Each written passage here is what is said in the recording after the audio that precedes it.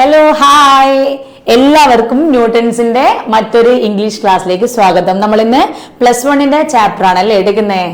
അപ്പൊ എല്ലാവരും ഓക്കെ അല്ലേ? നമ്മള് കഴിഞ്ഞ ദിവസമൊക്കെ നന്നായിട്ട് നമ്മുടെ പാഠങ്ങള് പഠിച്ചിട്ടുണ്ടായി. നമ്മുടെ കുറച്ച് കാര്യങ്ങളൊക്കെ നമ്മുടെ പുതിയ ചാപ്റ്ററുമായി ബന്ധപ്പെട്ട് നമ്മൾ സൂചിപ്പിച്ചു പോയതാണ്. ഓക്കെ അല്ലേ? അപ്പൊ എല്ലാവരും നല്ല രീതിയിൽ ആ ചാപ്റ്റർ വായിച്ചിട്ടുണ്ടാവുമല്ലോ. അതിന്റെ ക്വസ്റ്റ്യൻ ആൻസർ സെഷനും അതുപോലെ ആക്ടിവിറ്റി സെഷനും ആണ് നമ്മൾ നോക്കുന്നത്. അപ്പൊ നമ്മുടെ പാഠം ഏതാണ്? ആ പാഠത്തിലേക്ക് പോകുന്നതിന് മുന്നേ എന്തൊക്കെ കാര്യങ്ങൾ നമ്മൾ പറഞ്ഞിട്ടുണ്ട്, അങ്ങനെ കുറച്ച് കാര്യങ്ങളൊക്കെ നിങ്ങളുടെ മൈൻഡിലേക്ക് ഇങ്ങനെ പതിയെ പതിയെ പറഞ്ഞു വരാം. ഓക്കെ, നമ്മുടെ യൂണിറ്റ് 2 വേർഡ്സ് ആൻഡ് ഡീഡ്സിലെ ചാപ്റ്റർ 1 ആയിട്ടുള്ള ആൻഡ് ദെൻ ഗാന്ധി കെയിം എന്ന് പറയുന്ന ചാപ്റ്റർ ആണ്. ഓക്കെ, അതിനെപ്പറ്റി നമ്മൾ പറഞ്ഞിട്ടുണ്ട്. അതിന്റെ ഓഥർ ആരാണെന്ന് പറഞ്ഞിട്ടുണ്ട് അല്ലെ. ജവഹർലാൽ നെഹ്റു എന്ന് പറയുന്നത് നമ്മുടെ ഫസ്റ്റത്തെ പ്രധാനമന്ത്രിയാണ് അല്ലെ.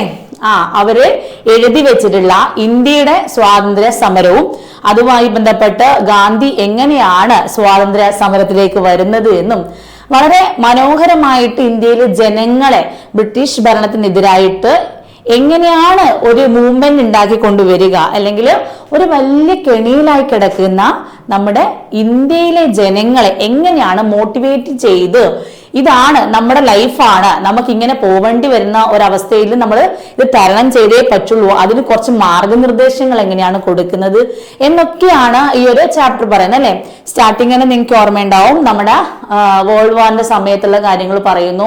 അതിനുശേഷം നമ്മുടെ ഇന്ത്യയിൽ ഉണ്ടായിട്ടുള്ള കുറെ കാര്യങ്ങൾ, പ്രശ്നങ്ങൾ, ബ്രിട്ടീഷ് ഭരണത്തിന്റെ കീഴിൽ, ആ ഒരു കോളനി ഭരണത്തിന്റെ കീഴിൽ നമ്മുടെ രാജ്യത്തെ ജനങ്ങൾ അനുഭവിക്കുന്ന ഒരുപാട് പ്രശ്നങ്ങൾ ഇതിലിങ്ങനെ പറഞ്ഞു പോവുകയാണ്. അങ്ങനെ പ്രശ്നങ്ങൾക്കിടയിൽ എന്ത് ചെയ്യണമെന്നറിയാതെ ഇന്ത്യക്കാർ ഇങ്ങനെ കുഴഞ്ഞു നിൽക്കുന്ന അവസ്ഥയിൽ ഒരു ഭാഗത്ത് പലതരം മൂവ്മെന്റ് ഉണ്ടാക്കാനുള്ള ശ്രമങ്ങൾ നടത്തുന്നുണ്ടെങ്കിലും അതൊന്ന് ഏകോപിപ്പിക്കാൻ വേണ്ടിയിട്ട് അല്ലെങ്കിൽ അതൊരു മൂവ്മെന്റായി മാറ്റുന്നതിന് വേണ്ടിയിട്ട് പറ്റിയിട്ടുണ്ടായിട്ടില്ല. അങ്ങനെ ഒരു സാഹചര്യത്തിലാണ് ആര് വരുന്നത്?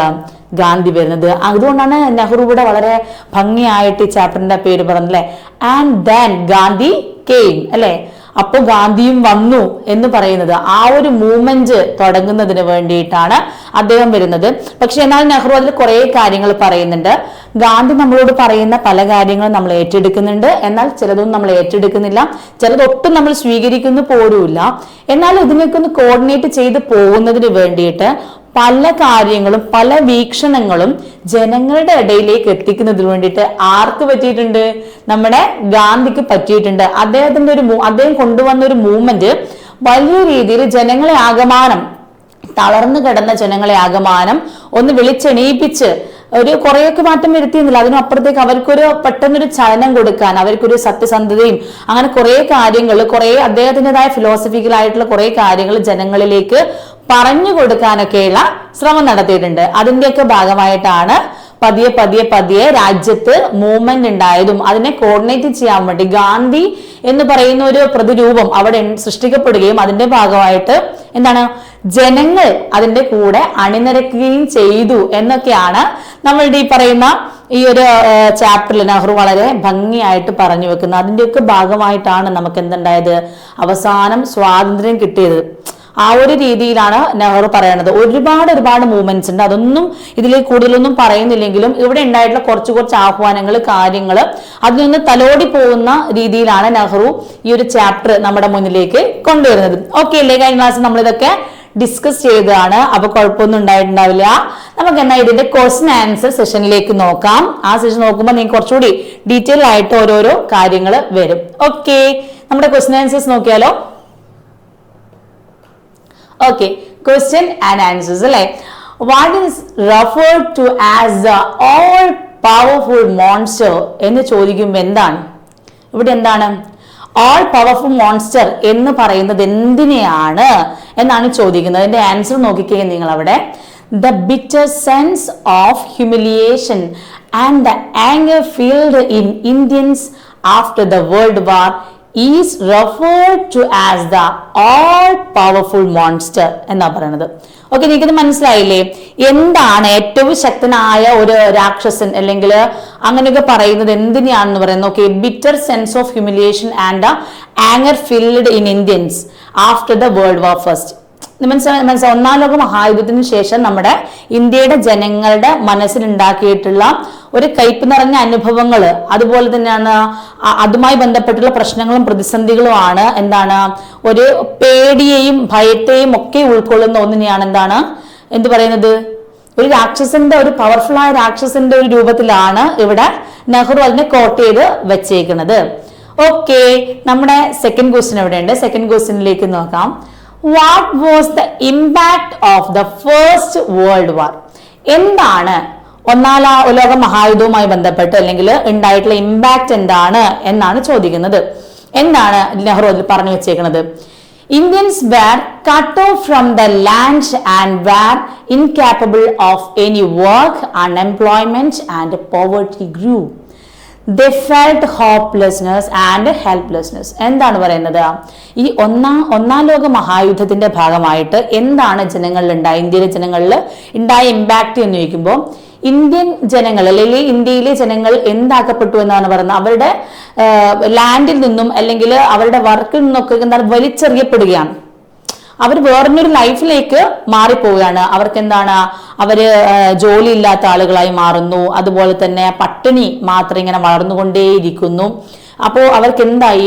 അവർക്ക് സകലമായ പ്രതീക്ഷയും നഷ്ടപ്പെട്ടു പോയി. അവർക്ക് സഹായം കിട്ടുമെന്നുള്ള അല്ലെങ്കിൽ അങ്ങനെയുള്ള പല പ്രതീക്ഷകളും ഉണ്ടാവും. എല്ലാം അവർക്ക് നഷ്ടപ്പെട്ടു പോയ ഒരവസ്ഥയിലാണ് എന്താണ് ഒന്നാം ലോക മഹായുദ്ധത്തിന് ശേഷം ഇന്ത്യയിലെ ജനങ്ങൾ അഭിമുഖീകരിച്ചത് എന്നാണ് നമ്മുടെ നെഹ്റു നമ്മളോട് പറയാൻ വേണ്ടിയിട്ട് ശ്രമിക്കുന്നത്. ഓക്കെ, നമ്മുടെ തേർഡ് ക്വസ്റ്റ്യൻ നോക്കുക. ഇത് മനസ്സിലാവുന്നുണ്ടല്ലേ? ഒന്നാമത്തെയും രണ്ടാമത്തെയും ക്വസ്റ്റ്യൻ കറക്റ്റ് ആയിട്ട് എല്ലാം ഈ ചാപ്റ്ററിൽ നെഹ്റു എന്താണ് പറഞ്ഞിരിക്കുന്നത്, അല്ലെ നെഹ്റു പറഞ്ഞ കാര്യങ്ങൾ ഓരോ കാര്യങ്ങളായിട്ടാണ് ക്വസ്റ്റ്യൻസ് ആയിട്ട് ഇവിടെ ചോദിച്ചിരിക്കുന്നത്. നെഹ്റു പറഞ്ഞ കാര്യങ്ങളെല്ലാം ഗാന്ധിയുമായി കണക്ട് ചെയ്ത കാര്യങ്ങളും അതുപോലെ നമ്മുടെ ഇന്ത്യൻ ജനങ്ങളുമായിട്ട് കണക്ട് ചെയ്ത കാര്യങ്ങളും അതിൽ കുറച്ച് ടേംസും ഒക്കെയാണ് നമ്മുടെ ക്വസ്റ്റ്യൻസ് ആൻസേഴ്സ് ആയിട്ട് നിൽക്കുന്നത്. ഓക്കെ, നമ്മുടെ മൂന്നാമത്തെ ക്വസ്റ്റ്യൻ നോക്കുമ്പോൾ what does Nehru mean by and then Gandhi came? എന്താണ് നെഹ്റു ഇവിടെ മീൻ ചെയ്യുന്നത്? ആൻഡ് ദെൻ ഗാന്ധി കെയിം എന്നതുകൊണ്ട് എന്താണ് നെഹ്റു ഇവിടെ മീൻ ചെയ്യുന്നത് എന്നാണ്. എന്തായിരിക്കും? അപ്പോൾ ഗാന്ധിയും വന്നു എന്നാണ് പറഞ്ഞത്. അപ്പോൾ ഗാന്ധിയും വന്നു എന്നതുകൊണ്ട് എന്താ Nehru ഉദ്ദേശിക്കുക? The impact of the First World War on Indians was much. They were cut off from the land and were incapable of any work. Unemployment and poverty grew. They felt hopeless and helplessness. ഇതാണ് നമ്മൾ നേരത്തെ ആൻസറിൽ പറഞ്ഞത്. ഇതേ same കാര്യം. No one was there to guide them. It was that Gandhi came into their life like a powerful current of fresh air. എന്താ ഇവിടെ പറയുന്നത്?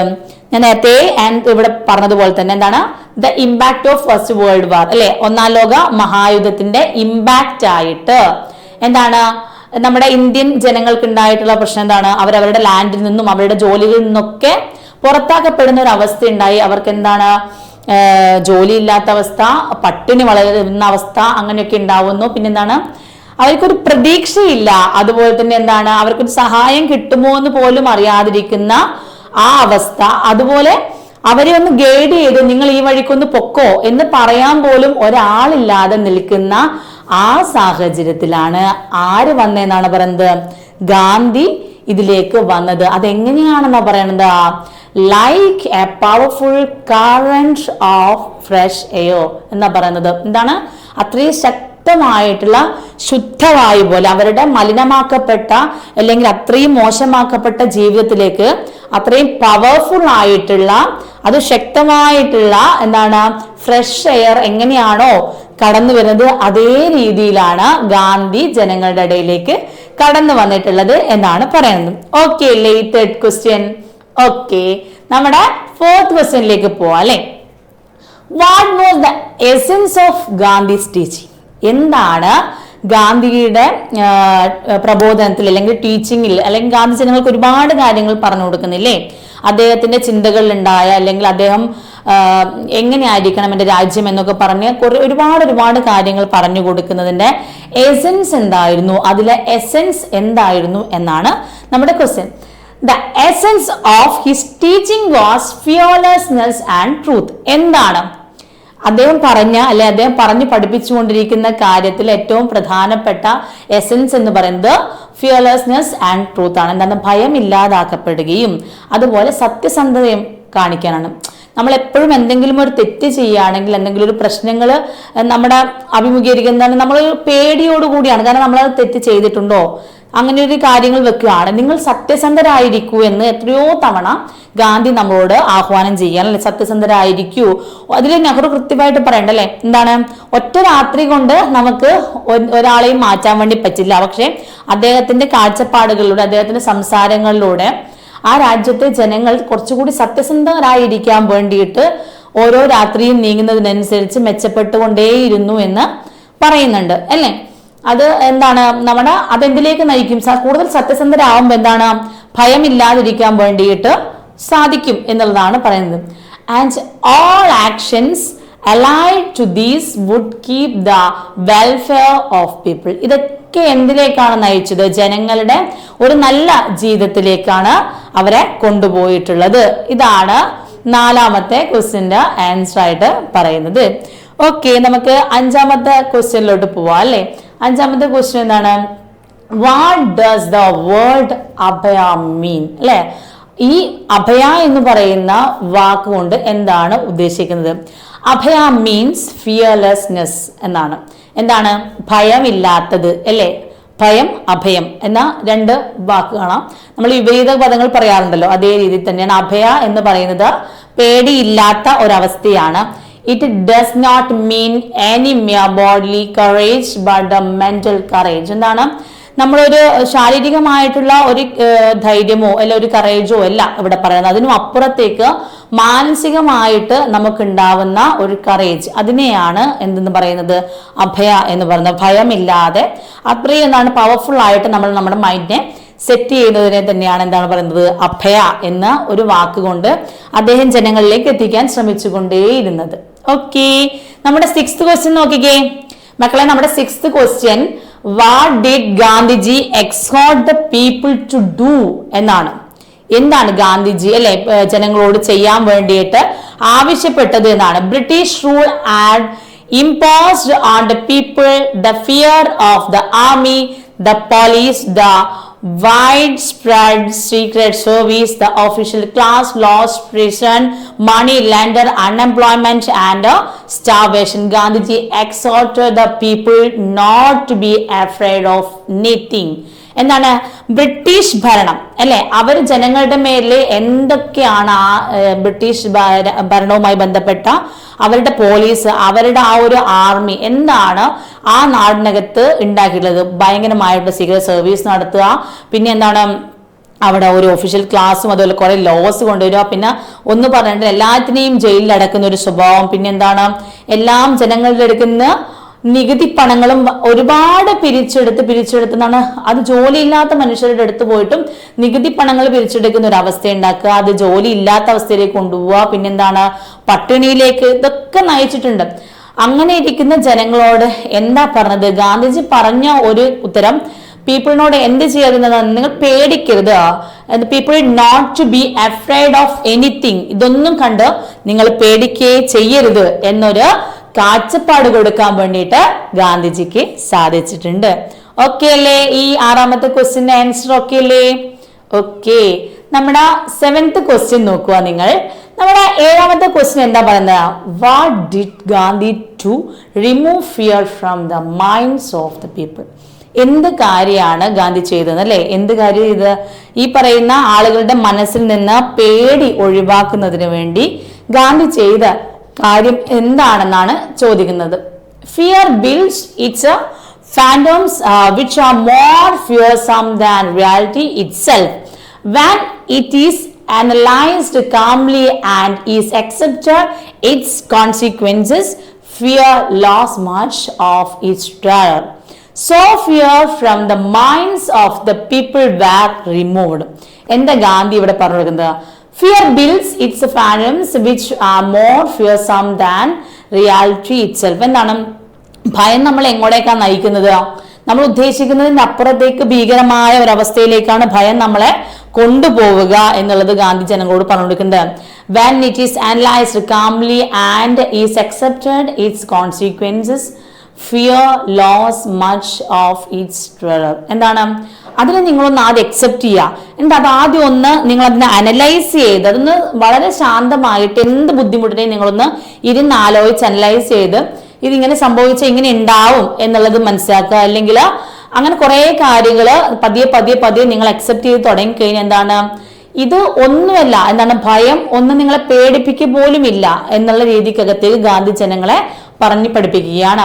So fear from the minds of the people were removed. എന്താണ്, അങ്ങനെ നമ്മുടെ ജനങ്ങളുടെ മനസ്സിൽ നിന്ന് എന്തൊഴിപ്പിച്ചു എന്ന് പറഞ്ഞ ഫിയർ എന്ന് പറയുന്ന കൺസെപ്റ്റ് തന്നെ, അല്ലെ, പേടി എന്ന് പറയുന്ന കാര്യം തന്നെ നമ്മുടെ ജനങ്ങളുടെ മനസ്സിൽ നിന്ന് റിമൂവ് ചെയ്യിക്കാൻ വേണ്ടിയിട്ട് ഗാന്ധി ശ്രമിച്ചു എന്നുള്ളതാണ് പറയുന്നത്. ഏഴാമത്തെ ക്വസ്റ്റ്യൻ ഓക്കെ അല്ലേ? നമ്മുടെ എട്ടാമത്തെ, നമ്മൾ 8th ക്വസ്റ്റ്യനിലേക്ക് പോവാം.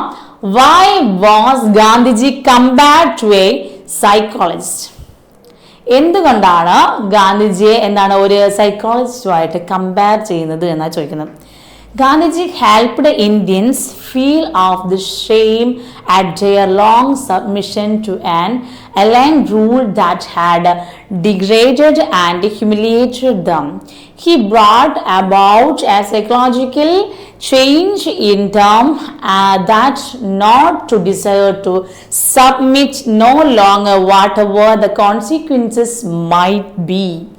So Gandhiji was compared to a psychologist. Okay, എന്താ ഇവിടെ പറയുന്നത്? ഗാന്ധിജി എങ്ങനെയാണ് അല്ലെ ജനങ്ങളുടെ മനസ്സിനെ നമ്മൾ പറഞ്ഞ് തിരുത്തുക എന്ന് പറയുമല്ലോ. നമ്മളോട് എന്താണ് ശരിക്കും സൈക്കാട്രിസ്റ്റ് ചെയ്യുന്നത്?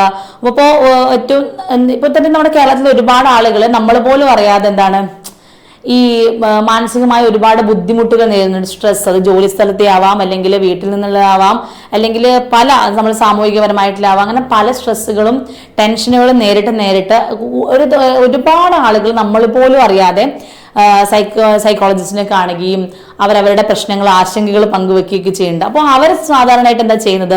പറഞ്ഞ് അവരുടെ മൈൻഡിന്റെ പവർ കൂട്ടുകയാണ്. കാരണം സാധാരണ ഇത്തരത്തിലുള്ള ആളുകൾക്ക് മൈൻഡിന്റെ പവർ കുറഞ്ഞു പോലെ നമ്മളെ ജനങ്ങൾ ഒരുപാട് പ്രശ്നങ്ങൾ അനുഭവിച്ച് മനസ്സിന്റെ പവർ അവരുടെ കുറഞ്ഞ് ഞങ്ങളുടെ ജീവിതം ഇങ്ങനെ ആയി പോയി എന്നുള്ളൊരു അവസ്ഥയിലൊക്കെ അവർ എത്തുന്ന സമയത്ത് ഗാന്ധിജി വന്ന് ഇവരോട് ഓരോ കാര്യങ്ങൾ പറഞ്ഞ് തിരുത്തി എന്താണ് അവരെ ഒരുപാട് കാര്യങ്ങളിൽ മാറ്റം വരുത്തുക. അവരുടെ മൈൻഡിലുണ്ടായ പല കാര്യങ്ങളെയും ചേഞ്ച് ചെയ്യാൻ വേണ്ടിയിട്ട്, അല്ലെങ്കിൽ ഒരുപാട് ദൂരെ ഇവർക്ക് ഇനിയും സഞ്ചരിക്കാനുണ്ട്, അല്ലെങ്കിൽ അതിന്റെ കോൺസിക്വൻസ് എന്തോ ആയിക്കോട്ടെ, പക്ഷെ നിങ്ങൾ ഇങ്ങനെയൊക്കെ ചെയ്യാനുള്ള കാര്യങ്ങൾ പലതും ഉണ്ട് എന്നൊക്കെ പറഞ്ഞിട്ട് അവരെ മുന്നോട്ടിങ്ങനെ ഡെയിലി ഇങ്ങനെ നയിക്കുന്നതിന് വേണ്ടിയിട്ട് ഗാന്ധി ഒരു വലിയ ശ്രമം നടത്തിയിട്ടുണ്ട്. ഒരു സൈക്കാട്രിസ്റ്റ് എങ്ങനെയാണോ അവരുടെ മുന്നിലിരിക്കുന്ന രോഗിയെ ചികിത്സിക്കുന്നത് പോലെയാണ് നമ്മുടെ രാജ്യത്തെ ജനങ്ങളെ അദ്ദേഹം വളരെ നല്ല രീതിയിലേക്ക് പല കാര്യങ്ങളും പറഞ്ഞു മനസ്സിലാക്കാൻ വേണ്ടി ശ്രമിച്ചിട്ടുള്ളത് എന്നുള്ളതാണ് നമുക്കിവിടെ കാണുന്നത്. അതുകൊണ്ടാണ് Gandhiji was compared to a psychologist എന്ന് പറയുന്നത്.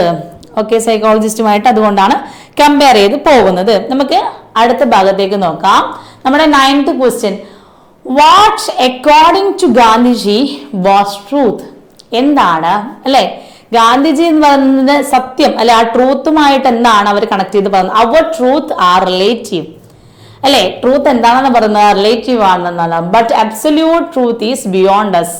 എന്താണ് നമ്മുടെ സത്യം എന്ന് പറയുന്നത്? നെഹ്റു കൂടെ പറയണ്ടല്ലേ, സത്യം എന്ന് പറയുന്നത് നമ്മൾ എന്താണ് ആപേക്ഷികമാണ്, എന്തിനെ ആശ്രയിച്ചിരിക്കുന്നു എന്നതുപോലെയാണ് സത്യം നമ്മുടെ അടുത്ത് വെക്കുന്നത്. പക്ഷെ യൂണിവേഴ്സൽ ആയിട്ടുള്ള എല്ലാ സത്യം എന്ന് വെച്ചാൽ മറ്റൊന്നും ആയിരിക്കാം എന്നുള്ളതാണ്.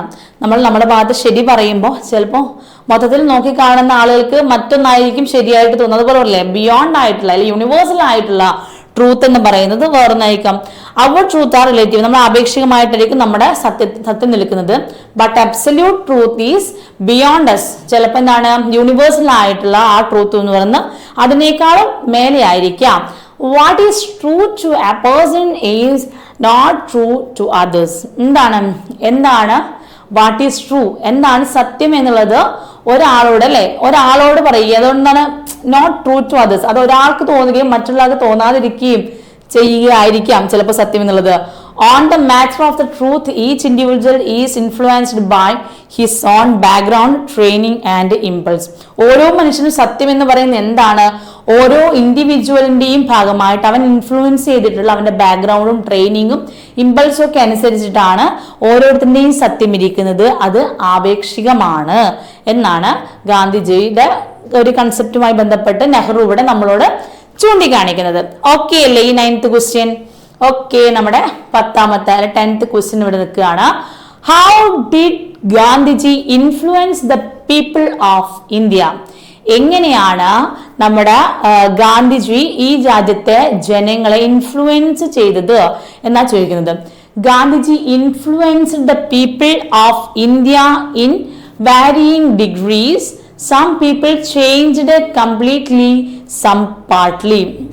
എന്താ പറയുന്നത്? ഗാന്ധിജി ഇൻഫ്ലുവൻസ് ചെയ്തിട്ടുള്ള നമ്മുടെ ഇന്ത്യയിലെ ജനങ്ങളെ Gandhiji influenced people of India in varying degrees. പല തരത്തിലുള്ള ജനങ്ങളുമായിട്ടാണ് ഗാന്ധിജി ഇങ്ങനെ ഇൻഫ്ലുവൻസ് ചെയ്തിട്ടുള്ളത്. ഗാന്ധിജിയുടെ ഒരുപാട് കാര്യങ്ങൾ ഈ രാജ്യത്തെ ഓരോ തട്ടിലിരിക്കുന്ന മനുഷ്യർക്കിടയിലും ഇൻഫ്ലുവൻസ് ആയിട്ട് എത്തിയിട്ടുണ്ട്. Some people changed completely, some partly. എന്താ പറയുന്നത്?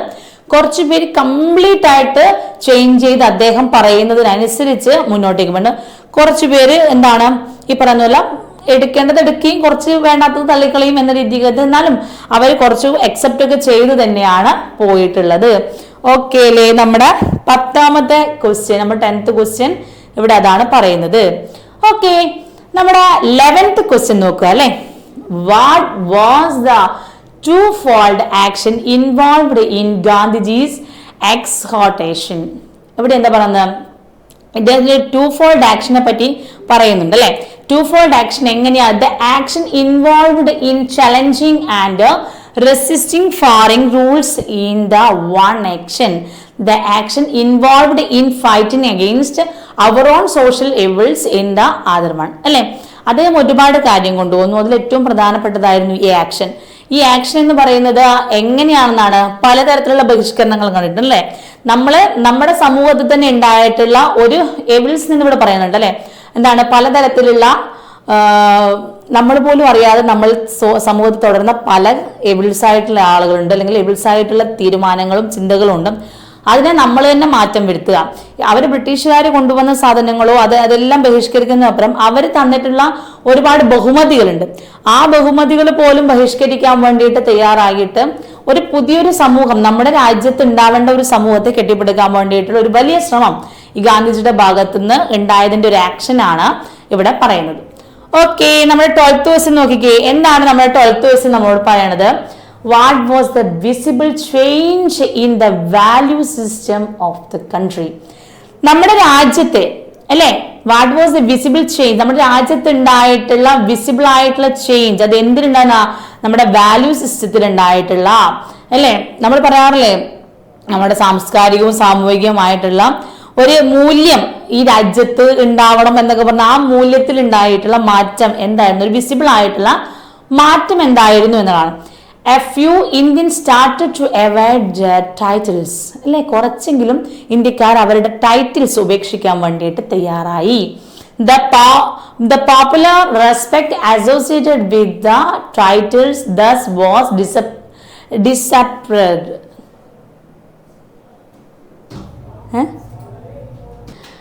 A few Indians started to avoid their titles. അല്ലെ, എന്താണ്? നമ്മുടെ രാജ്യത്തെ കുറച്ച് ആളുകൾ, ഞാൻ നേരത്തെ പറഞ്ഞല്ലോ, അതേപോലെ തന്നെ അവരുടെ ടൈറ്റിൽസ്, അവർക്ക് കിട്ടിയിട്ടുള്ള ഒരുപാട് ബഹുമതികൾ, അതൊക്കെ അവര് എന്താണ് അവോയ്ഡ് ചെയ്യാൻ വേണ്ടിയിട്ട് തീരുമാനിച്ചു. The popular respect associated with the titles thus was disappeared. Rich men were not so anxious to flaunt their riches. They even adopted similar ways of dressing as the common people to do. അല്ലെ, common people ചെയ്യുന്നത് പോലെയുള്ള ഒരു കാര്യങ്ങൾ ചെയ്യാൻ വേണ്ടി, അതായത് നമുക്ക് കിട്ടിയിട്ടുള്ള കുറെ ആളുകളുടെ ബഹുമതികൾ, സോഷ്യലായിട്ട് കിട്ടിയ പല ബഹുമതികളും ഉപേക്ഷിക്കാൻ വേണ്ടി, അതൊക്കെ മായ്ച്ചു കളയാൻ വേണ്ടിയിട്ട് തന്നെ അവര് തീരുമാനിക്കുകയാണ്. അവരെന്താ, റിച്ച് മെൻ ആണെങ്കിൽ എന്ത് ചെയ്താണ്, അവര് കുറെ കൂടെ എന്താണ് അവരുടെ സാധാരണക്കാരനുമായിട്ട് കണക്ട് ചെയ്ത് താഴേക്ക് വരാനുള്ള ഒരു ശ്രമം നടത്തുക. അങ്ങനെ കുറെ വേസിലൂടെ അല്ലെങ്കിൽ കുറെ വേസിലൂടെ എന്താണ് മാറ്റം കൊണ്ടുവരാൻ വേണ്ടിയിട്ട് ഒരു കോമൺ പീപ്പിളായിട്ട് ഇന്ത്യൻ ജനത എന്നൊരു കൺസെപ്റ്റിലേക്ക് കൊണ്ടുവരാനുള്ള ഒരു ശ്രമം, ഒരു വലിയൊരു ശ്രമം അവിടെ നടന്നു. അതാണ് നമ്മുടെ രാജ്യത്ത് ഉണ്ടായിട്ടുള്ള ഏറ്റവും വലിയ മാറ്റം. പണ്ട് ഉണ്ടായിരുന്ന ഒരു പ്രശ്നം വെച്ചാൽ അവിടെ ഒരു യൂണിറ്റ് ഉണ്ടായിട്ടില്ല. ആ യൂണിറ്റ് ഉണ്ടാക്കാൻ വേണ്ടിയിട്ടുള്ള ഒരു സിസ്റ്റം അല്ലെങ്കിൽ ആ ഒരു മാറ്റം കൊണ്ടുവന്നത് ആരാണ്?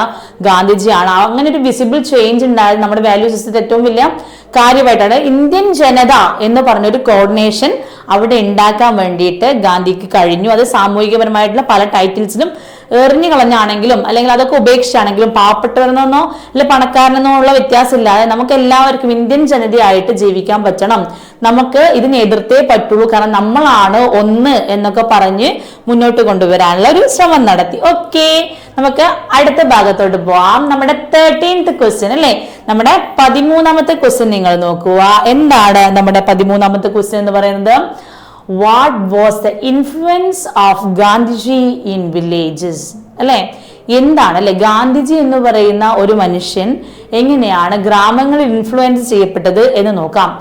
Gandhiji sent people to the villages with the new gospel of action. The villages were shaken up and they began to emerge from their shells. എന്താണ് ഗ്രാമത്തിലെ ജനങ്ങൾ? നിങ്ങൾക്കറിയാം എന്താണ്, ഒരു സാധാ മനുഷ്യരായിരിക്കും, ഗ്രാമീണരായിരിക്കും. അവരെന്താണ്, അവരിൽ മാത്രം ഒതുങ്ങിക്കൂടി ഇതൊന്നും ഞങ്ങൾക്ക് പറഞ്ഞിട്ടുള്ള കാര്യമില്ല, ഞങ്ങൾ ഇതിലൊന്നും എല്ലാം പറഞ്ഞ ഒരു ഒതുങ്ങിക്കൂടി എല്ലാം സഹിച്ച് അനുഭവിച്ച് ജീവിക്കാൻ തയ്യാറായിട്ടുള്ള ഒരു വിഭാഗം ജനങ്ങളായിരിക്കാം. അവർക്ക് ഉണ്ടാവുന്ന പ്രതിസന്ധി എന്താണ്? ഗാന്ധിജി ആ പ്രതിസന്ധികളെ മറികടക്കാൻ വേണ്ടിയിട്ട് ഈ വില്ലേജസിന്റെ ഇടയിലേക്ക് ഈ പലതരത്തിലുള്ള കാര്യങ്ങളും ഒരു ആക്ഷനുകളായിട്ട് എന്താണ് ഗാന്ധിജി എറിഞ്ഞെത്തിച്ച് കൊടുക്കുകയാണ്. അങ്ങനെ പതിയെ എന്താ ഉണ്ടായത്? അവരിലൊക്കെ ഒരു എന്താണ് ഷെയ്ക്കൻ ചെയ്തു. അവർ മൊത്തം അങ്ങനെ ഷെയ്ക്കൻ ചെയ്ത് അവരെവിടെയാണോ അവരുടെ അറകളിൽ ഒളിച്ചിരിക്കുന്ന, അവരുടെ ഷെല്ലുകളിൽ ഒളിച്ചിരിക്കുന്ന അവരെ അതിൻ്റെ ഉള്ളിൽ നിന്ന് എമേർജ് ചെയ്യിക്കാനുള്ള ഒരു പ്രവർത്തനം അവിടെ ഉണ്ടായി എന്നുള്ളതാണ് എവിടെ പറയുന്നത്? നമ്മുടെ 13th ക്വസ്റ്റ്യനിൽ പറയുന്നത്. ഓക്കെ, നമ്മുടെ 14th ക്വസ്റ്റ്യൻ നോക്കുക. What was the India of Gandhiji's dream? എന്താണ് ഗാന്ധിജിയുടെ സ്വപ്നത്തിലെ ഇന്ത്യ എന്ന് പറയുന്നത്? ഗാന്ധിജിയുടെ സ്വപ്നത്തിലെ India, he wanted an Indian in which all communities shall live in perfect harmony. He wanted that there was no room for untouchability, intoxicating drinks and drugs. He also dreamed that women would enjoy the same right as men. അല്ലേ, ഗാന്ധിജി സ്വപ്നം കണ്ട India എന്നൊക്കെ നമ്മളിങ്ങനെ ചില ആളുകൾക്ക് സംസാരിക്കുമ്പോൾ കേട്ടിട്ടുണ്ടാവും. എന്താണ് ഗാന്ധിജി സ്വപ്നം കണ്ട ഇന്ത്യ എന്നൊക്കെ പറയാറില്ലേ? കുറെ നമ്മൾ സിനിമകളിൽ തന്നെ കുറെ കാര്യങ്ങളിൽ അത് പറഞ്ഞു പോകുന്നുണ്ട്. ഇവിടെ പറയുന്നത് എന്താണ്? നമ്മുടെ ഒരു കമ്മ്യൂണിറ്റി തമ്മിലുള്ള എന്താണ് വ്യത്യാസം ഇല്ലാതെ അതൊരു പെർഫെക്റ്റ് ആയിട്ട് ഇങ്ങനെ പോകുന്നതിന് വേണ്ടിയിട്ടാണ് അദ്ദേഹം സ്വപ്നം കണ്ടത്. അതുപോലെ എന്താണ് ഈ നമ്മുടെ നാട്ടിലുണ്ടായിരുന്ന തൊട്ടുകൂടായ്മയോ അല്ലെ തീണ്ടിക്കൂടായ്മയോ അങ്ങനെ കുറെ കാര്യങ്ങളുണ്ട് അല്ലെ, അതൊന്നും ഇല്ലാതെ എന്താണ് മുന്നോട്ടേക്ക് പോകുന്ന ഒരു നാടായിട്ട് നമ്മുടെ നാട് മാറണം. പിന്നെന്താ, ഇൻടോക്സിക്കേറ്റിംഗ് ഡ്രിങ്ക്സ് ആൻഡ് ഡ്രഗ്സ് അല്ലെ അദ്ദേഹം പറയണ്ടല്ലേ, നമ്മളൊരു സിനിമയിൽ പറയണ്ടല്ലേ, മദ്യവിമുക്ത കിനാശേരി, ഇതാണ് ഗാന്ധിജി സ്വപ്നം കണ്ട ഇന്ത്യ എന്നൊക്കെ പറയുന്നുണ്ട്. അതുപോലെ എന്താണ് നമ്മുടെ മദ്യമോ മയക്കുമരുന്നോ ഒന്നുമില്ലാത്ത ഒരു രാജ്യമായിട്ട് നമ്മുടെ നാട് മാറണം. He also dreamed that woman would enjoy the same right as men. ഇതാണ് ഏറ്റവും ലാസ്റ്റ് പറയുന്ന ഏറ്റവും പ്രധാനപ്പെട്ടത്. നമ്മൾ പറയുന്ന എന്താണ്, നമ്മുടെ രാജ്യത്തെ ജനങ്ങൾക്ക് മറ്റ് എല്ലാ ജനങ്ങൾക്കും ഒരുപോലെയുള്ള അവകാശങ്ങളായിരിക്കണം. അല്ലാണ്ട് പുരുഷന്മാർക്ക് കുറെ കാര്യം ചെയ്യാം, സ്ത്രീകൾക്ക് ചെയ്യാൻ പറ്റുന്നില്ല. എന്താണോ ഇവിടെ പുരുഷന്മാർ അനുഭവിക്കുന്ന സ്വാതന്ത്ര്യം അത് മുഴുവനായിട്ട് സ്ത്രീകൾക്കും കൊടുക്കാൻ പറ്റുന്ന കാഴ്ചപ്പാട്, ഇതായിരുന്നു ഗാന്ധിജിയുടെ സ്വപ്നം. ഓക്കെ അല്ലേ? നമ്മുടെ 14th ക്വസ്റ്റ്യൻ ഓക്കെ അല്ലേ? നമുക്ക് അടുത്ത ഭാഗത്തോട്ട് പോകാം. ഓക്കെ, അപ്പൊ നമ്മുടെ 15th ക്വസ്റ്റ്യൻ ഇതാണ് അല്ലെ, നമ്മുടെ ലാസ്റ്റത്തെ 2 ക്വസ്റ്റ്യൻസ് ആണ് കേട്ടോ ഇത് പറയണത്. What according to Gandhiji was the essential culture of India? അല്ലെ, ഗാന്ധിജി പറയുന്ന essential culture of India according to him, Indian culture is neither Hindu nor Islamic nor any other, but fusion of all. Gandhiji was proud of Hindu inheritance, but included all religious without the fault of truth എന്നാണ് പറയുന്നത്. എന്താണ് ഈ രാജ്യത്തെ ജനങ്ങളിലെ എന്ത് കൾച്ചറിന്റെ ഭാഗമായിട്ടാണ് കാണുന്നതെന്ന് ചോദിക്കുമ്പോൾ അദ്ദേഹം പറയുന്നുണ്ട് ഇതൊരു എന്താ പറയുക ഹിന്ദുവിന്റെ കൾച്ചറോ അല്ലെങ്കിൽ ഇസ്ലാമിന്റെ കൾച്ചറോ അല്ലെങ്കിൽ മറ്റേതെങ്കിലും മതവിഭാഗത്തിന്റെ കൾച്ചറോ അല്ല. ഇന്ത്യ എന്ന് പറയുന്നത് എല്ലാ മതവിഭാഗങ്ങളും ചേർന്നിട്ടുള്ള ഒരു ഫ്യൂഷൻ ആയിട്ടുള്ള ഒരു കോൺസെപ്റ്റ് ആണ്. ഗാന്ധിജി എന്താണ് അദ്ദേഹം ഒരു ഹിന്ദു ആയിരിക്കുന്നതിൽ ഒരുപാട് പ്രൗഡ് തന്നെയാണ് പറഞ്ഞുകൊണ്ടിരുന്നത്. പക്ഷെ എന്താണ് അദ്ദേഹം എല്ലാ മതവിഭാഗങ്ങളെയും ചേർത്ത് പിടിച്ചിട്ടുണ്ട്. അത് ഖുർആൻ ആണെങ്കിലും നിങ്ങൾ ഈ പറയുന്ന മറ്റു ബൈബിൾ ആണെങ്കിലും ഏത് സമയത്തും കയ്യിൽ പിടിച്ച് നടക്കുകയും അതിന്റെ വചനങ്ങൾ ചൊല്ലുകയും അത് ജനങ്ങളെ എല്ലാത്തിൽ നിന്നുള്ള എല്ലാ മതഗ്രന്ഥങ്ങളും പറയുന്ന കാര്യങ്ങൾ ഏതാണ്ട് ഒന്ന് തന്നെയാണ് എന്ന് പറഞ്ഞു കൊടുക്കാൻ രാജ്യത്തെ ജനങ്ങൾക്ക് പറഞ്ഞു കൊടുക്കാൻ വേണ്ടിയിട്ടുള്ള ശ്രമം ഗാന്ധിജി നടത്തിയിട്ടുണ്ട്. ഇതാണ് സത്യം എന്നുള്ളതാണ് അദ്ദേഹം ലോകത്തോട് വിളിച്ചു പറഞ്ഞിട്ടുള്ളത്. ഓക്കെ, നമ്മുടെ ലാസ്റ്റ് ക്വസ്റ്റ്യൻ ഇതാണ്. What was the psychological revolution that Gandhiji brought about? അല്ലെ, എന്താണ് അല്ലെ ഗാന്ധിജി കൊണ്ടുവന്നിട്ടുള്ള സൈക്കോളജിക്കൽ ആയിട്ടുള്ള റവല്യൂഷൻ എന്ന് ചോദിക്കുമ്പോൾ Gandhiji was an astonishingly vital. He had full of self-confidence and unusual kind of power. Okay, he stood for equality and freedom for each individual and attracted them like a magnet. He linked up the past with the future and to make the dismal present appear just as a stepping stone to that future of life and hope.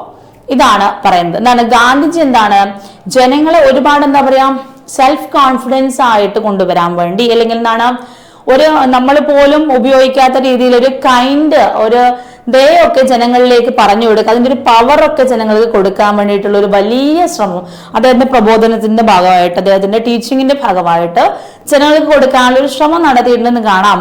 അതുപോലെ എന്താണ് എല്ലാ മനുഷ്യർക്കും equal freedom വേണം എന്നുള്ളൊരു concept തന്നെ നമ്മുടെ മുന്നിലേക്ക് കൊണ്ടുവന്നു. അതെന്താണ് ജനങ്ങൾ എന്താണ് ഒരു കാന്തിക ശക്തി പോലെ ആകർഷണം ചെയ്തു എന്നൊക്കെ നമ്മളല്ല, അതേപോലെ ജനങ്ങളെ ആകർഷിച്ച ഒന്നാണ്. പിന്നെ എന്താണ് അദ്ദേഹത്തിന്റെ പാസ്റ്റ് ആയിട്ടുള്ള അല്ലെ രാജ്യത്തെ പാസ്റ്റ് ആയും ഫ്യൂച്ചർ ആയിട്ടുള്ള പല കാര്യങ്ങളും തമ്മിൽ കുറെ കണക്ട് ചെയ്തുകൊണ്ട് അതിൽ നിന്നുണ്ടാവുന്ന ഓരോ മൈൽ സ്റ്റോണിനെയും അദ്ദേഹം ഒരു ലൈഫിനകത്തുള്ള ഒരു സ്റ്റോൺ അല്ലെങ്കിൽ ഹോപ്പ് ആക്കിയിട്ട് ക്രിയേറ്റ് ചെയ്തിട്ടുണ്ട് എന്നൊക്കെ നമുക്ക് ജനങ്ങളെ ഇങ്ങനെ പതിയെ മോട്ടിവേറ്റ് ചെയ്ത് മുന്നോട്ടേക്ക് കൊണ്ടുവരുന്നതാണ് അദ്ദേഹത്തിന്റെ സൈക്കോളജിക്കൽ ആയിട്ടുള്ള റെവല്യൂഷനിലേക്ക് പോയിട്ടുള്ളത് എന്ന് നമുക്ക് കാണാൻ വേണ്ടി കഴിയും. ഓക്കെ, ഇത്രയാണ് നമ്മുടെ പാഠഭാഗത്തുള്ള 16 ക്വസ്റ്റ്യൻ ആൻസറുകൾ. അപ്പൊ ഇത് നന്നായിട്ടൊന്ന് വായിക്കുക. കാരണം നിങ്ങളുടെയൊക്കെ മനസ്സിലുണ്ടാവും, കാരണം മറ്റു പാഠങ്ങൾ പോലെയല്ല അല്ലെങ്കിൽ മറ്റു നോവലുകളോ കഥയോ കവിതയോ ഒന്നും പോലെയല്ല. നിങ്ങളുടെ ഉള്ളിൽ തന്നെ വായിച്ചു കഴിഞ്ഞാൽ കുറെയൊക്കെ നമ്മൾ ഇത്രയും കാലം സോഷ്യൽ സയൻസ് പഠിച്ചു വന്നതിന്റെ ഭാഗമായിട്ട് ഉള്ള കുറെ കാര്യം നമ്മുടെ മനസ്സിലുണ്ടാവും. സ്വാതന്ത്ര്യ സമരവും അതിന്റെ ചരിത്രവും മറ്റ് ഹിസ്റ്റോറിക്കൽ ബാക്ക്ഗ്രൗണ്ടും മൊത്തം നിങ്ങളുടെ കയ്യിലുണ്ടാവും. അതിന്റെയൊക്കെ അടിസ്ഥാനത്തിൽ നമ്മൾ +1 ഇങ്ങനെ ഒരു ചാപ്റ്റർ ഇംഗ്ലീഷിൽ പഠിക്കുമ്പോൾ നെഹ്റുവിന്റെ എഴുത്തുമായി ബന്ധപ്പെട്ട് നെഹ്റു കൊണ്ടുവന്നിട്ടുള്ള അല്ലെ നെഹ്റു ഈ നാടിന്റെ മുന്നിലേക്ക് കാണിക്കാൻ ശ്രമിച്ചിട്ടുള്ള ആ കാലഘട്ടത്തെ മൊത്തമായിട്ട് നമ്മൾ ഇംഗ്ലീഷ് ചാപ്റ്ററിന്റെ ഭാഗമായിട്ട് പഠിക്കുമ്പോൾ ഇതിൽ ഓരോ വരിയും പ്രാധാന്യമുള്ളതാണ്. അത് അതേ പ്രാധാന്യത്തോടു കൂടി വായിക്കുക മാത്രം ചെയ്താൽ മതി. നിങ്ങളുടെ മനസ്സിലിരിക്കുന്ന ഒരു ചാപ്റ്ററാണിത്. അതിനകത്ത് വേറെ ഒരുപാട് ഡീറ്റെയിൽഡ് ആയിട്ട് നിങ്ങൾ ഇറങ്ങി പോകേണ്ട ആവശ്യമില്ല. കാരണം അതിലുള്ള കാര്യങ്ങൾ മാത്രമേ നിങ്ങളോട് ചോദിക്കാൻ വേണ്ടിയിട്ട് സാധ്യതയുള്ളൂ. ഇതിപ്പം ഒരു ഭാഗമേ പറ്റുള്ളൂ. അല്ലെങ്കിൽ ഗാന്ധിജി കൊണ്ടുവന്ന പല ആശയങ്ങളുണ്ട്, പ്രത്യേകിച്ച് വിദ്യാഭ്യാസ മേഖലയിൽ കൊണ്ടുവന്നിട്ടുള്ള സാർവത്രികവും സൗജന്യവുമായ വിദ്യാഭ്യാസം ഉൾപ്പെടെ നമുക്ക് കണക്ട് ചെയ്ത് പഠിക്കാൻ സോഷ്യൽ സയൻസ് ഉണ്ടായിട്ടുണ്ടാകും. പക്ഷെ അതിനും അപ്പുറത്തേക്ക് ഇതൊരു ഫിലോസഫിക്കൽ ആയിട്ടുള്ള കുറച്ചുകൂടി ലിറ്ററിക്കൽ ആയിട്ടുള്ള ഭാഗമായിട്ടാണ് നെഹ്റു ഇവിടെ അദ്ദേഹത്തിന്റെ എഴുത്തുകളായിട്ട് അവതരിപ്പിച്ചിട്ടുള്ളത്.